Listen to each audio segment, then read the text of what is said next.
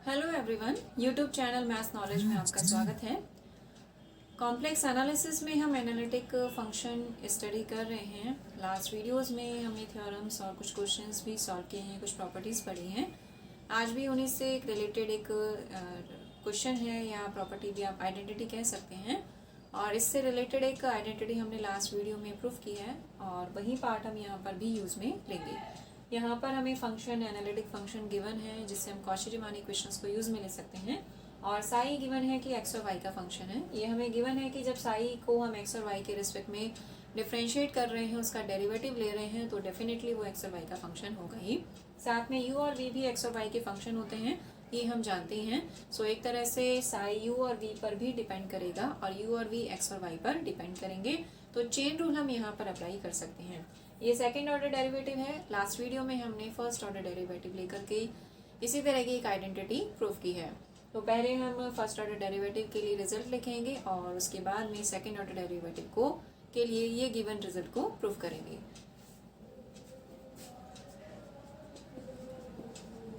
First हम del psi upon del x का formula लिखते हैं।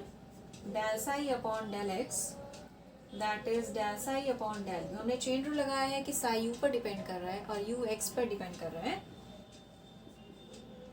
हमने डेल इसलिए लगाया क्योंकि साई यू और वी दो वेरिएबल्स पे डिपेंड करता है। जब कोई एक वेरिएबल, जिसे हम इंडिपेंडेंट वेरिएबल कह सकते हैं, वो एक से ज़्यादा वेरिएबल्स पे डिपेंड करता है तो वो पार्शियल डिफरेंशिएशन होता है, और इस पार्शियल डेरिवेटिव को हम डेल के फॉर्म में रिप्रेजेंट करते हैं। और यू भी दो वेरिएबल्स पे डिपेंड कर रहा है, एक्स और वाई पर, इसलिए यहाँ भी हमने यू के साथ में पार्शियल डेरिवेटिव ही लगाया है।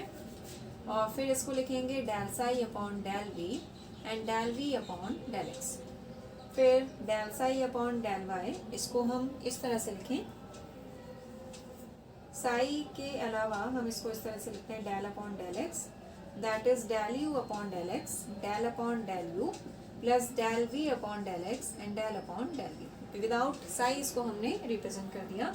इसको दे दें हम फर्स्ट। और इसी तरह से वाई के रिस्पेक्ट में लेंगे del upon del y, del u upon del y, del upon del u plus del v upon del y and del upon del v. इसको दिया हमने सेकेंड। अब इसमें फर्स्ट और सेकेंड से हम रिजल्ट लेते हैं from first and second, that is del upon del x plus iota del upon del y. It means second equation को हम आयोटा से मल्टीप्लाई करके फर्स्ट में ऐड कर देंगे। सो यहाँ से हम लिखें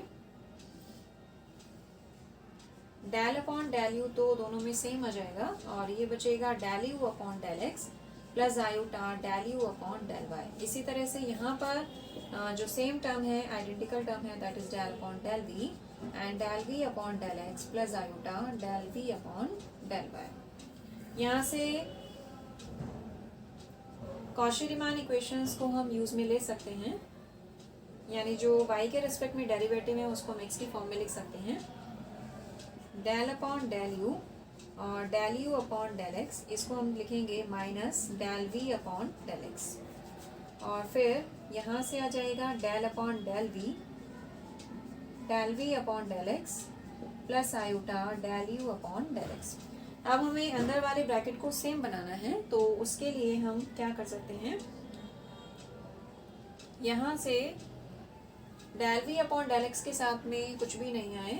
it means del upon del u upon del x minus iota del v upon del x and del upon del v. इसको हम क्या लिखेंगे, माइनस आयोटा स्क्वायर यहाँ हम लिख सकते हैं, क्योंकि माइनस आयोटा स्क्वायर की वैल्यू 1 हो जाएगी, and del v upon del x and plus iota del u upon del x. अब हमें इन दोनों ब्रैकेट्स को सेम बनाना है। सो सेम बनाने के लिए यहाँ से हमें आयोटा को कॉमन लेना पड़ेगा।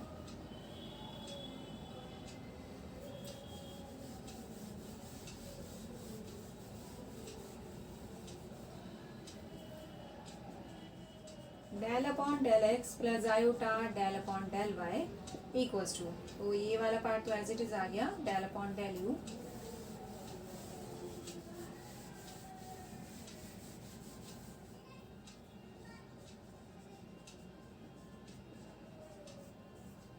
Equals to del upon del u upon del x minus iota del v upon del x and minus क्योंकि यहाँ से आयोटा वी एक्स नेगेटिव है, इसमें भी हमें आयोटा वी एक्स नेगेटिव रखना है, तो हम आयोटा को कॉमन ले लेते हैं।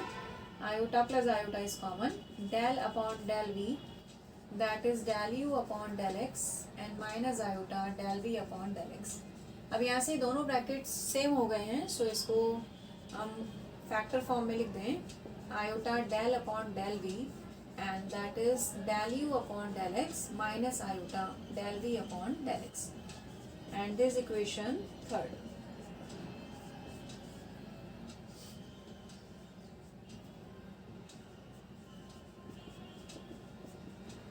ब्रैकेट इंटरचेंज कर दें, यानी इसको हम पहले लिख देते हैं del u upon del x minus iota del v upon del x and del upon del u plus iota del upon del v and this equation third.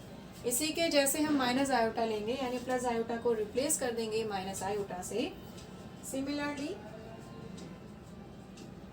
Del upon del x minus iota del upon del y equals to del u upon del x plus iota del v upon del x. तो जो minus वाला term है वो positive हो जाएगा, जो positive term है वो नेगेटिव हो जाएगा, and del upon del u with minus sign del upon del v, this equation fourth।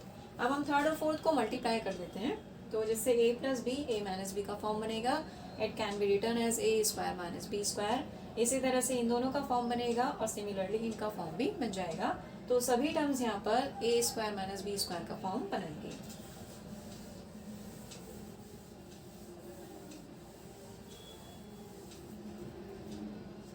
From third and fourth, that is del square upon del x square, यहाँ बनेगा minus iota square which can be written as plus one. So equals to same way में ये लिखना है हमें del upon del x का whole square and plus del v upon del x का whole square, और ये मिलेगा del upon del two upon del u square and del two upon del v square. अब जो रिजल्ट हमें prove करना है उसमें साई और है, तो दोनों तरफ हम साई अप्लाई कर देते हैं।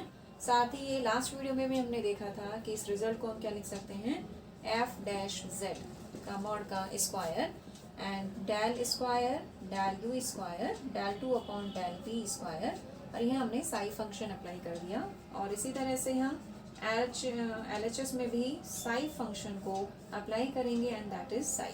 साई को अंदर ले जाते हैं, दोनों के साथ अलग अलग अप्लाई होगा। इसी तरह से यहाँ पर भी हम साई को ले लेंगे। So del two psi upon del x square del two psi upon del y square equals to f dash z के मॉड का square and del two psi upon del u square del two psi upon del v square. यही result हमें proof करना था, तो यहाँ पर हमने सेकेंड ऑर्डर डेरिवेटिव के लिए भी इस तरह से रिजल्ट को प्रूफ कर दिया। क्योंकि फंक्शन एनालिटिक था तो कॉची-रीमान इक्वेशन सेटिस्फाई करेगा, और हमने यहाँ पर कॉची-रीमान इक्वेशंस को यूज़ में भी लिया है। साथ ही ये भी गिवन था कि साई एक्स और वाई का फंक्शन है, तो उसी बेसिस पर हमने यहाँ साई के एक्स और वाई के रिस्पेक्ट में डेरिवेटिव को कंसीडर किया है। तो जो गिवन कंडीशन थी वो यूज़ में हमने ली है, जिससे कि हम रिजल्ट को प्रूव कर सकें। सो इस वीडियो में इतना ही। नेक्स्ट क्वेश्चन या नेक्स्ट टॉपिक नेक्स्ट वीडियो में। Thank you so much.